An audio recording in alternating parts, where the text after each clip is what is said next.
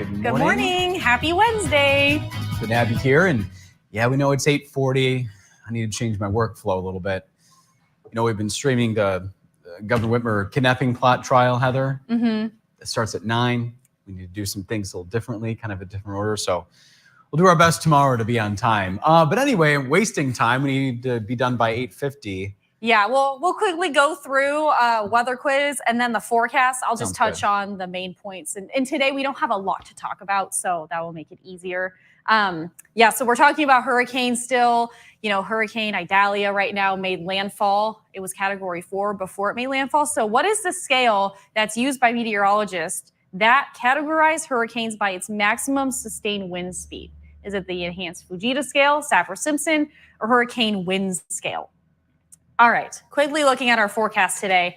After we saw the rain yesterday, we're going to see some nice dry weather today. High pressure is going to move in, and we're going to see some nice sunshine. I think really sunny skies by the afternoon, so hardly any clouds. Temperatures in the 60s.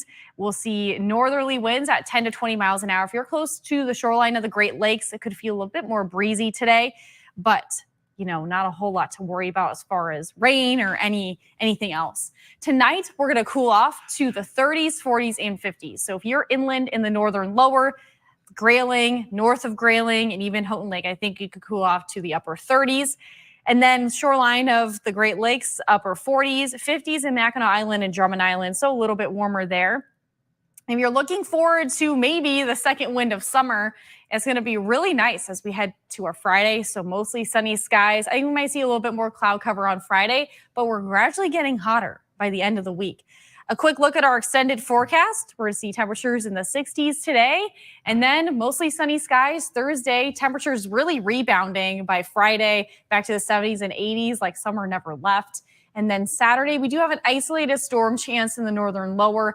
I think most of that will happen in the afternoon. And then Sunday, we're gradually going to be reaching the over 90 degrees by Sunday, Monday, and then even Tuesday in the northern lower. So it's going to be another hot weekend, which is nice. Get to enjoy some nice sunshine. Okay.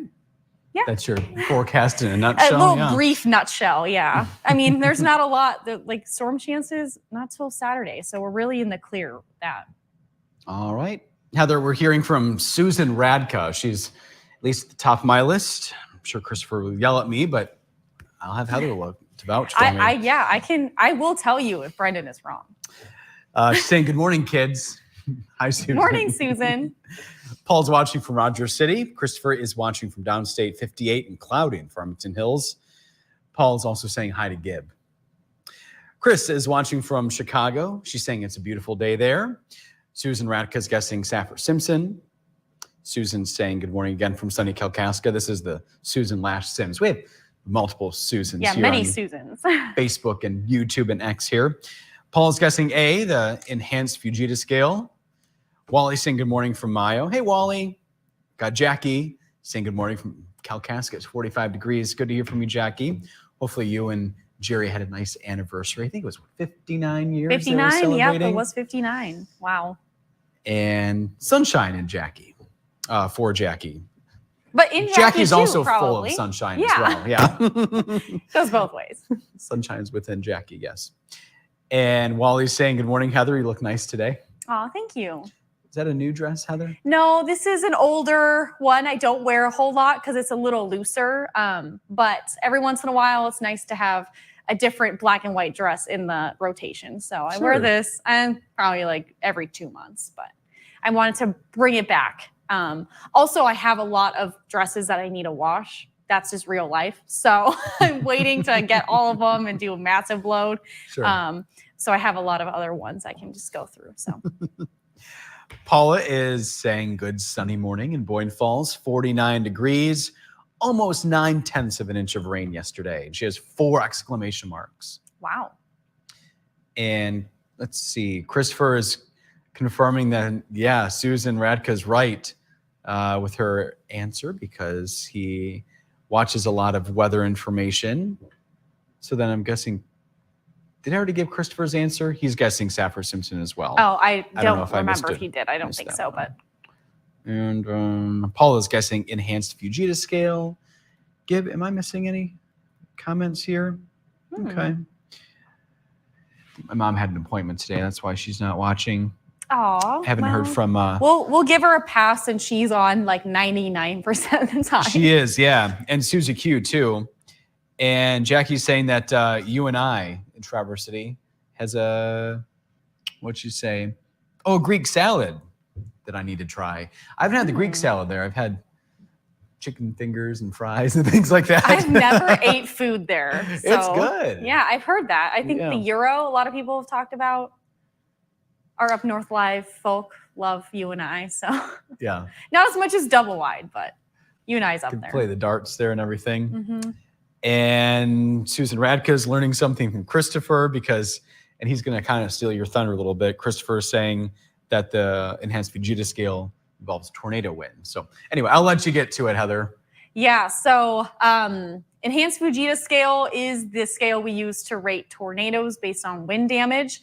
Saffir-Simpson scale is the maximum sustained winds for hurricanes. So that is the answer today.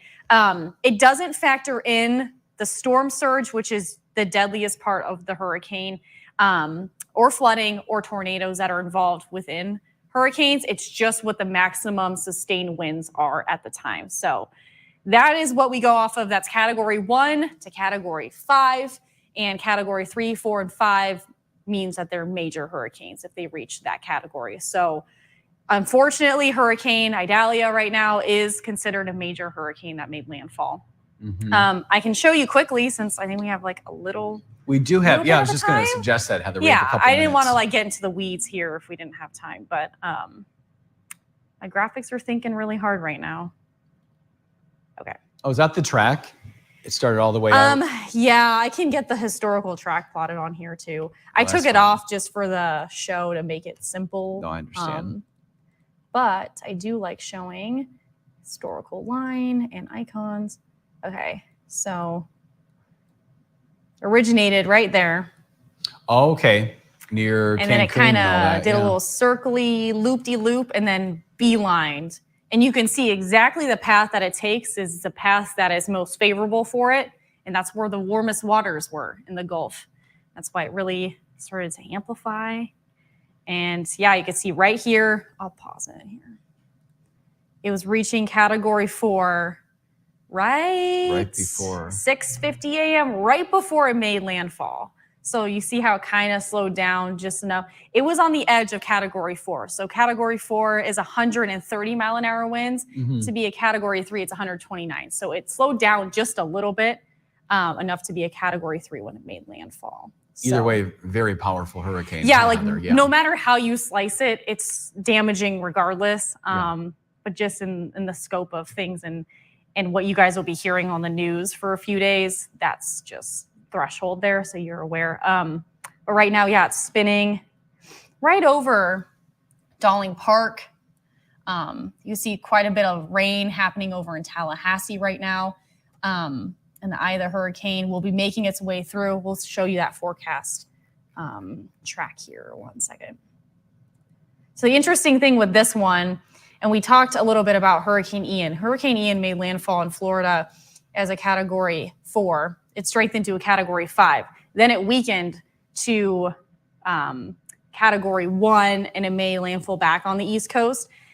With Idalia, it's still going to be a category 2 hurricane by the time it goes inland, and that's by this afternoon. So it's going to be moving pretty quickly. That's still 100 mile an hour winds. So very damaging.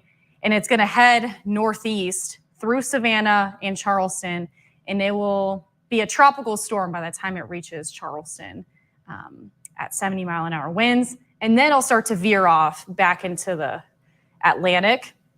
And still by Sunday, it's still going to be 50 mile an hour winds once it weakens. So that's still crazy to me. You can see Hurricane Franklin is spinning right north of there. That's a big eye, isn't it, Heather? It's an impressive eye. Wow. Yeah, it really is. That with Franklin, the main concern with that hurricane was the dangerous rip currents that were happening along the East Coast with that one. So I didn't focus a whole lot on Franklin when we were talking about the tropics, but let me grab, we're almost done here, but we'll just zoom in here really quickly and show you. That's a pretty organized eye. It's impressive. Just some more comments, Heather, before we wrap this thing up here for today. Susan Ratka saying that was a great question. Going back to the weather quiz, Heather. Yeah. Christopher's 2 for 3. Jackie's saying prayers for everybody in Florida. Wally is saying in Cedar Key, they're seeing a storm surge of at least 6 feet. Yeah, they're forecasting, unfortunately, 12 and 16 feet in storm surge, which is, it's crazy to have that in your head of how much water that is. But just all the 3D models I've been seeing of meteorologists using, it's crazy. It's a lot of water. And last comment from Susan saying, Natasha, which I believe is one of her cats, she likes your voice, Heather. Aw. I don't know if my cat likes my voice, but I'm glad yours does. All right, we'll wrap things up. Again, the trial continues. It's day 6 from Antrim County with the Governor Whitmer kidnapping plot trial. That's going to be here in less than 9 minutes here on Facebook and X and YouTube. Appreciate you joining us this morning. Yeah, we'll see you back here tomorrow.